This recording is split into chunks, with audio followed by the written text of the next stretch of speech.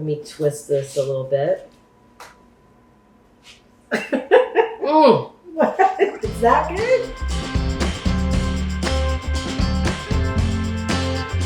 Hey, hi, I'm Amy Roloff and I'm in my little kitchen. This recipe to me is so easy. Cheese and pepper pasta, or, oh gosh, Cacio and Pepe. Okay, I do have pasta going on, boiling over here right now.